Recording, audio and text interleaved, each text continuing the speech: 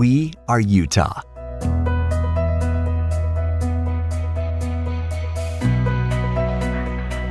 These are our communities. Utahns don't sit back. They have a commitment to volunteerism. They lean forward and get involved and have been recognized for service to others. From Logan to St. George, Tooele to Moab, our statewide culture of service defines who we are. I love Salt Lake and I love Utah. It's the most awesome community that I can even imagine. This community, it really does step forward. We're #1 in the nation in volunteerism in Utah. It's something that's part of our culture, to serve one another and to help one another and to support each other. And that's what I love best about living in Utah, is the people and the way everybody gets together and tries to help each other as a community.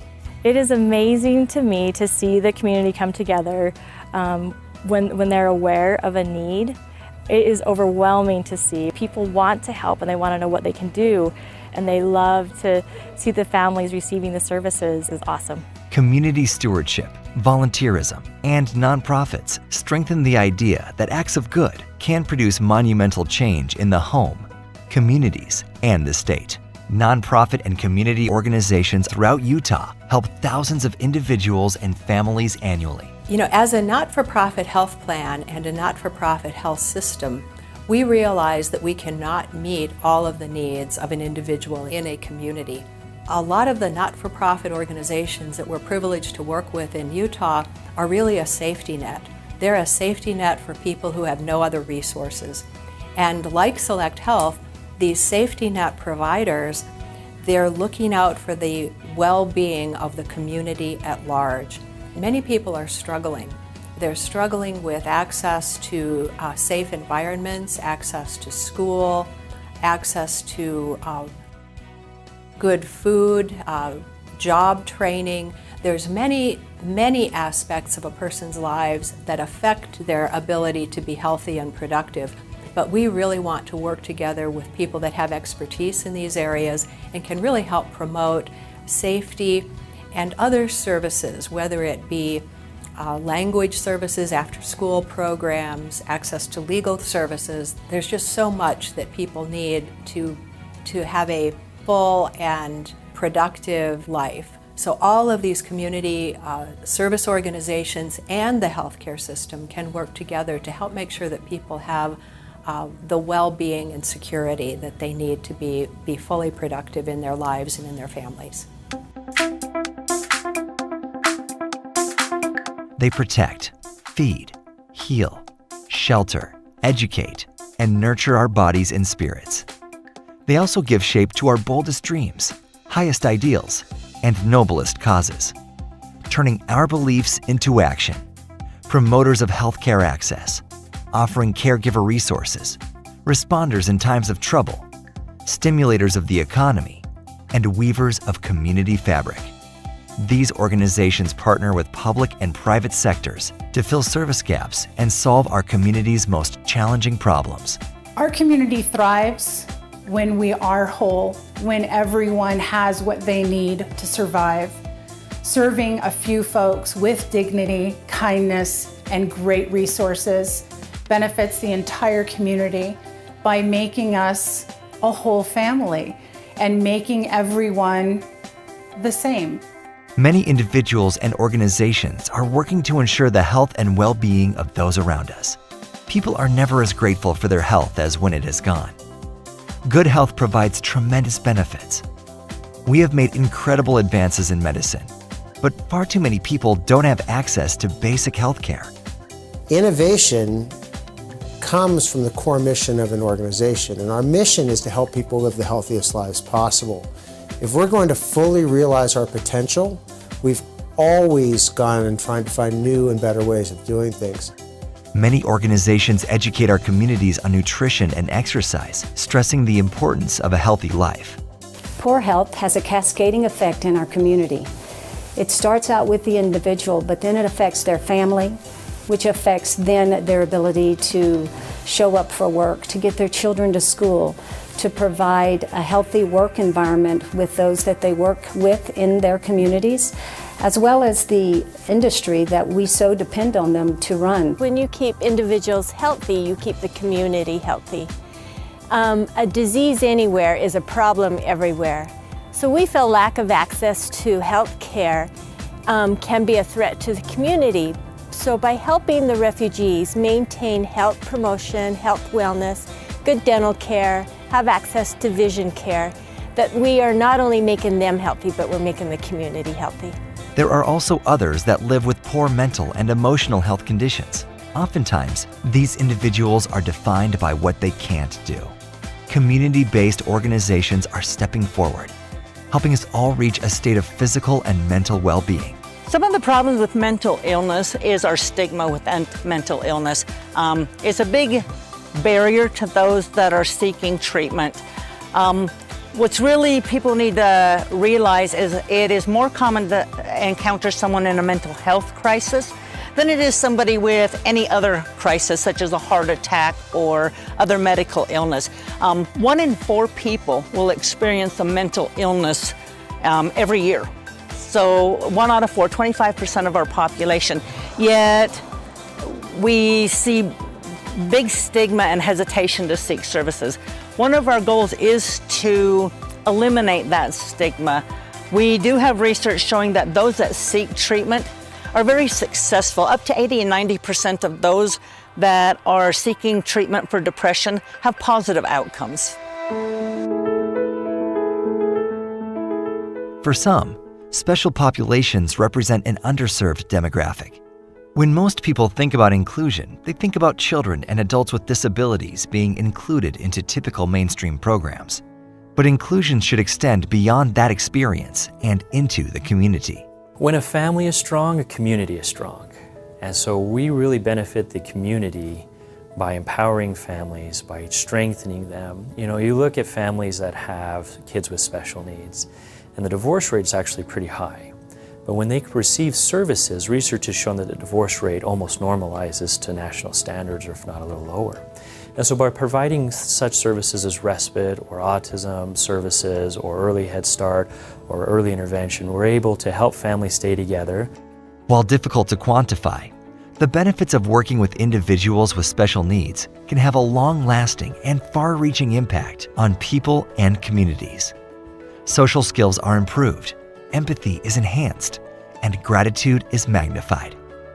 When people look past themselves, they begin to see hope and possibility. When you get down on the floor with a child with special needs, your heart instantly changes. I truly believe that. You see the child in their eyes, and you see who they really are. And when the community takes the time to get to know somebody with special needs, it softens us, I think. It allows us to see that we as human beings are unique and we have different abilities, whether we have special needs or not. I mean, I think most people are pretty sold on the idea that children are special and we want to help them succeed. And kids that have a little extra challenge, they need a little extra help, but they're the same as all other kids inside, and they just want to play, they want to jump and swing and slide and reach their dreams. And so that's, at least I'm glad that in this community, people really believe that. Safe environments are more than just spaces where individuals feel protected. They are places and programs where men, women, and children can move along a continuum from awareness of problems to life-changing solutions. One of the things that we really like at New Horizons is being able to work with the children that come in. They are often the most traumatized people that we deal with. They don't have a choice in the violence that is happening in their life. They don't have a choice whether they're staying or going, or the fear that comes from that. The fact that they can be afraid daily and not know what's going to happen. They can go home from school every day and not know whether their house is going to be happy or sad. And at least while they're here, they can come to a happy place and be able to get a start and take a step to be able to deal with the stuff that they've been through. I think that when we have this idea that we're all in this together, that there's no one organization that can fix everything, we all have to be a part of the solution, that we really can make a positive impact on the community. At Boys and Girls Clubs of Greater Salt Lake, our clubhouse doors are open to every child from every walk of life, but we strategically put our clubs in locations that the kids who need us most have access to our clubs. So sometimes the kids can't control what their environment is. They don't have a say in what their income is in their household, or if mom and dad are working, or what the violence and crime rate of their neighborhood is. But they have control when they walk in our doors, and they can make better choices here. And sometimes we as a community just have to step up, and it takes a village, and we have to, help the kids, because it takes all of us, from nonprofit organizations like our club, to the schools, to community partners like Select Health. And when we all come together, we can bridge that gap and make a better future for our kids and our community. Strong communities incorporate a basic principle that people should be able to get help where they are, when they need it, with ease and without stigma. Providing a layer of protection for children, a nurturing environment for families, and a social link for people of diverse backgrounds. Diversity makes a community better because different points of view, different people, different languages, different food, different opinions, they all create a really beautiful tapestry of different ideas that if we just rely on ourselves, if we were to eat the same thing every day, if everybody was the exact same, we wouldn't know what else is out there. And it's really important to look outside of ourselves to see that there's a lot of beauty in things that are different and diverse. Every time I think that somebody can overcome a hardship and feel relief. That's one of the big things people in the group mention, is that they feel relief, and that they also want to move past surviving and coping, and that they want to thrive. And it's really wonderful. We just had another group wrap up, and people were giving each other compliments on how they can see that their lives have changed, and that they don't need to rejoin the group for the next session, because they feel that lightness and that freedom, and they're moving on with their lives with hope and love and new things. And that's really, really beautiful, that they can also then go out and refer other people, which happens a lot. Like, hey, this changed my life. I'm doing a lot better. Health starts in our homes, schools, workplaces, neighborhoods, and communities.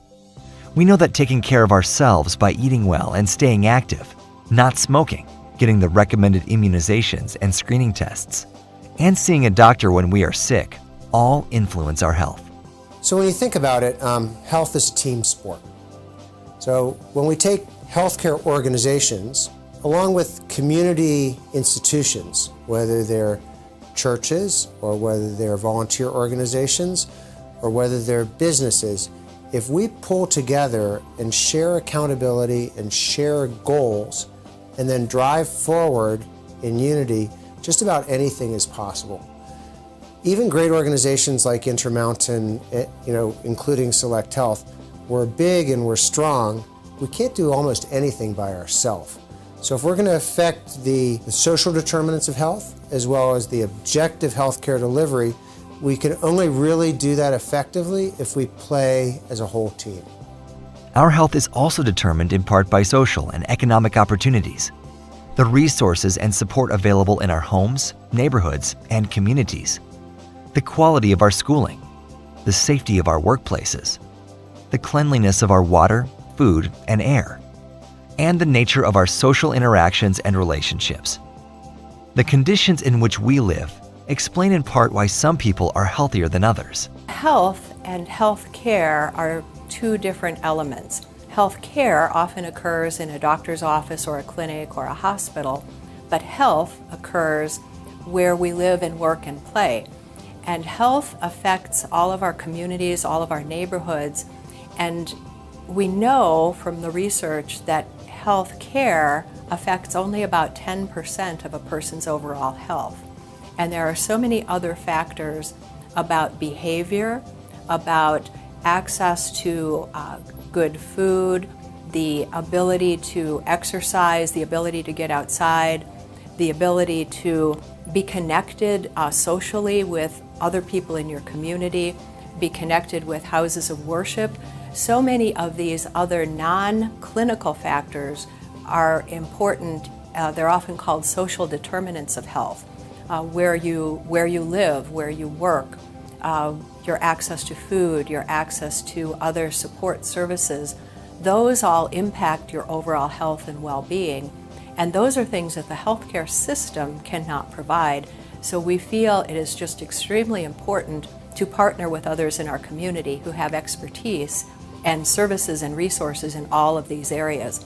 It does come back to this concept of collective impact, or a common vision for what we can be and how we can, in fact, be the healthiest state in the country.